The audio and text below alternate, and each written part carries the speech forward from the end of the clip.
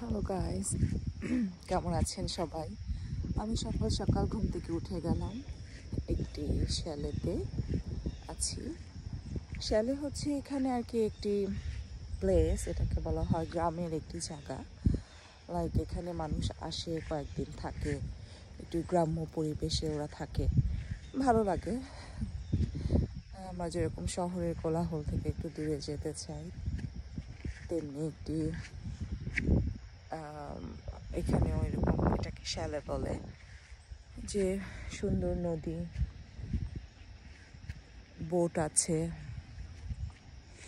এখানে আমরা থাকি, সবাই মিলে আসি আসলে ভাড়া করে। নদীর কাছে বাড়ি।